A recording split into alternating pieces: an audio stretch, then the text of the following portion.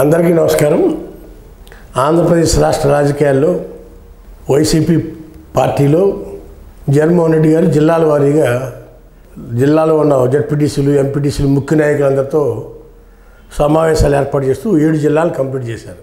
నిన్న గుంటూరు జిల్లా సమావేశంలో జగన్మోహన్ రెడ్డి గారు కొన్ని ఆసక్తికరమైన వ్యాఖ్యానాలు చేశారు. ఎందుకంటే ఆయన ఆలోచనకి భిన్నమైన వ్యాఖ్యానాలు. అయితే ఈ సందర్భంగా జగన్మోహన్ రెడ్డి గారు మాట్లాడుతూ జగన్మోహన్ రెడ్డి 1 అంటే గడిచిపోయిన 5 సంవత్సరాల్లో ముఖ్యమంత్రిగా ఉన్నప్పుడు నేను కేడర్ను పట్టించుకోలేదు, కార్యకర్తలను నిర్లక్ష్యం చేశాను, వాలంటీర్లు, సచివాలయ సిబ్బందితోనే నేను ట్రావెల్ అయ్యాను, అది తప్పు, నేను ఓడిపోవటానికి కారణం అదే, కార్యకర్తల మూలాన నేను ఓడిపోయాను, కార్యకర్తల పార్టీ విధి విధానాలని ప్రజల్లో తీసుకెళ్ళలేదు, గడప గడప చేసినా కానీ అది కూడా వాలంటీర్లతో చేశాము, ఎమ్మెల్యేని పెట్టి, అది కూడా మంచి రిజల్ట్ ఇవ్వలేదు, కాబట్టి కార్యకర్తలు లేనిదే పార్టీ లేదు అనేది నాకు అర్థమైంది, భవిష్యత్తులో ఇలాంటి పరిస్థితి రాదు, కార్యకర్తల మీదే నేను పార్టీని నడుపుతాను అని కార్యకర్తలందరికీ ఆయన వాగ్దానం చేశారు. ఆ సందర్భంగా కొన్ని వ్యాఖ్యానాలు కూడా చేశారు. నేను చాలా మారిపోయాను, తప్పులన్నీ తెలుసుకున్నాను అని కొన్ని వ్యాఖ్యానాలు. ఓటమి చెందిన ఇమీడియట్లీ మాటలకి, నిన్న మాట్లాడిన జగన్మోహన్ రెడ్డి గారి మాటలకి చాలా మార్పు గ్రహించారు కార్యకర్తలు. ఓడిపోయినప్పుడు నేను ఎందుకు ఓడిపోయాను, నేను బటన్ నొక్కాను, ఓటర్స్ ఎందుకు నా మీద ప్రేమాభిమానులు ఎందుకు లేవు, నాకు అర్థం కావట్లేదు, ఇలా మాట్లాడారు. తర్వాత ఎవడు పోయాడు, పోతే పోని, వస్తే వస్తారు, ఒకడు పోతే ఇంకొని తయారు చేసుకుంటాను, ఇదమ్మా ఇలా మాట్లాడాడు. ఇది మొదటి నెలలో అలా మాట్లాడాడు, 2వ నెలలో ఇలా మాట్లాడాడు. నెల్లు గడిచే కొద్దికి ఆయనకి తత్వం బోధపడింది. ఏ రాజకీయ పార్టీకైనా కార్యకర్తలే పట్టుకోమను.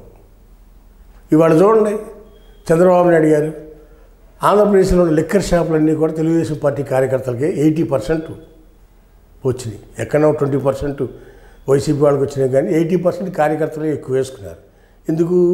ప్రభుత్వం ఉంది, ధైర్యం ఉంది, ప్రభుత్వం అన్నీ ఉంటుంది అనే ఉద్దేశంతో వైన్ షాపులన్నీ కార్యకర్తలే.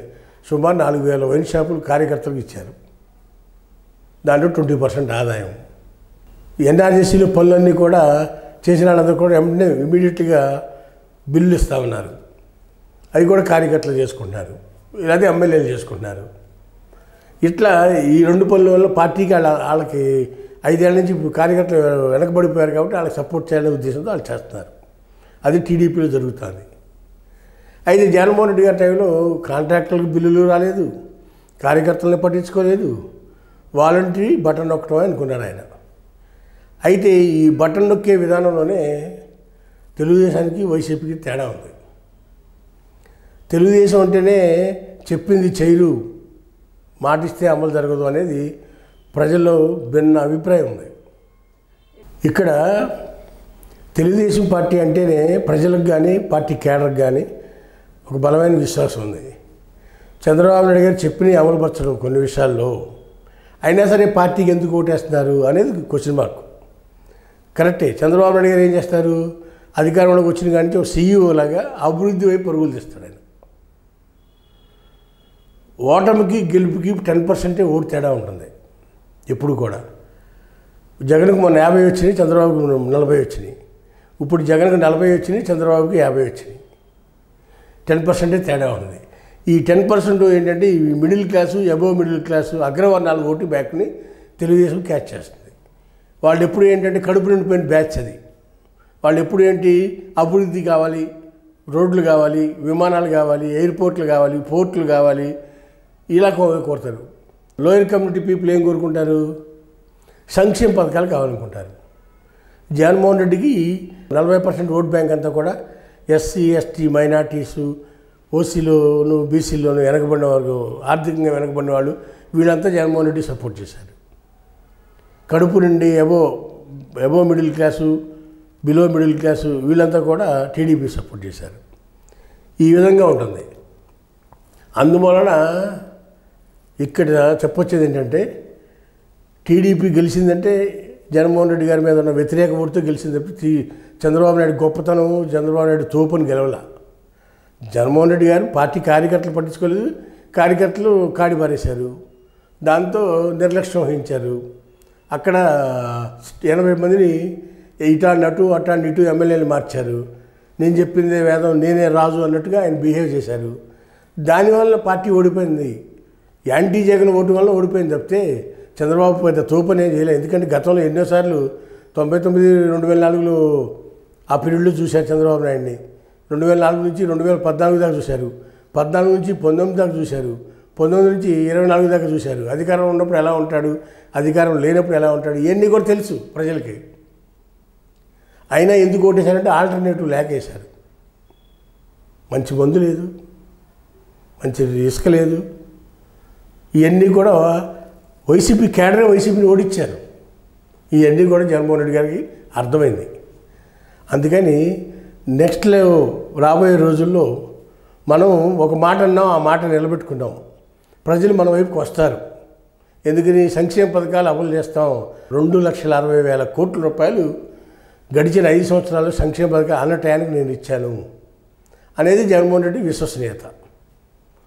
చంద్రబాబు నాయుడు గారి విశ్వసనీయత ఏంటి అంటే, చంద్రబాబు నాయుడు గారు ఇప్పుడు ఆల్రెడీ అమ్మఒడి లేదు, రైతు సుఖీభవాల అన్నదాత లేదు, తల్లికి వందనం అన్నాడు, అది లేదు, రైతు సుఖీభవ అన్నాడు, అది లేదు. ఆ 2 పథకాలు లేవు, 1 సంవత్సరం వదిలేశారు.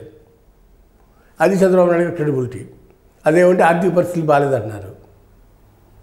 ఆ మాట జగన్మోహన్ రెడ్డి అనలేడే. అప్పో సొప్పో తెచ్చి తల తాకట్టు పుట్టినా ఇస్తాడు. ఇది ఇద్దరికి వ్యత్యాసం. నేను ఎందుకు చెప్తానంటే, ఈ వీడియోలో ఈ భిన్న స్వరూపంలో రాజకీయ పార్టీల యొక్క భావ స్వరూపాలు కూడా తేడా ఉన్నాయి. అయితే జగన్మోహన్ రెడ్డి గారి గొప్పతనం ఏంటంటే, ఇక్కడ ఆయన తెలుసుకున్నాను మరో అని కార్యకర్తల సమావేశాల్లో చెప్తున్నాడు. ఈ సందర్భంలో రాబోయే రోజుల్లో ఈ వర్గాలన్నింటినీ తెలుగుదేశం పార్టీ ఫుల్ఫిల్ చేయలేదు, ఇచ్చిన హామీలు సూపర్ సిక్స్ని. జగన్మోహన్ రెడ్డి గారి ఆలోచన ఏంటంటే, మన వర్గాన్ని మనం స్ట్రాంగ్ చేసుకున్నాం సంక్షేమ పథకాలతో. వాళ్ళందరూ నా మీద విశ్వాసం ఉంది. చంద్రబాబు నాయుడు మీద విశ్వాసం కోల్పోతాడు. ఎందుకని? సూపర్ 6 హామీలు నెరవేర్చలేడు. నేను ముఖ్యమంత్రిగా ఉన్నప్పుడు జగన్మోహన్ రెడ్డి గారు చెప్పేది, జగన్మోహన్ రెడ్డి గారు నేను ముఖ్యమంత్రిగా ఉన్నప్పుడు సంవత్సరానికి 72,000 కోట్ల రూపాయలు సంక్షేమ పథకాలకి నిధులు వెచ్చించాను. ఏది? ఈ అమ్మఒడికి కానీ, రైతు భరోసాకి కానీ, ఈ పథకాలన్నిటికి కలిపి, రైతు నేషన్ జగన్ వైఎస్ఆర్ రైతు ఇది కానీ, ఆటో నేవాలా కానీ, తోపుడు బళ్ళాలకు కానీ, ఈ పథకాలన్నీ కలిపి 72,000 కోట్ల రూపాయలు సంవత్సరానికి సంక్షేమ పథకాలకి ఖర్చు పెట్టాను. చంద్రబాబు నాయుడు ఇచ్చిన హామీలు నెరవేర్చాలంటే సంవత్సరానికి 1,50,000 కోట్ల రూపాయలు కావాలి.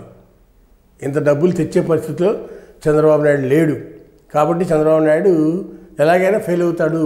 కాబట్టి ప్రజల్లో మనం అంటే నమ్మకం పెరుగుద్ది అని చెప్పి జగన్మోహన్ రెడ్డి గారి కార్యకర్తల సమావేశంలో తన పార్టీ కార్యకర్తలను ఉద్దేశించి ఈ రకమైన వ్యాఖ్యానాలు చేశారు. రాబోయే రోజుల్లో మనం అధికారంలోకి వస్తాము, వచ్చి మళ్ళా మంచి పరిపాలన అందించి నేను శాస్త్రంగా 25 సంవత్సరాల పాటు ముఖ్యమంత్రిగా ఉంటానని చెప్పి కేడర్కి చెప్తా ఉన్నాడు.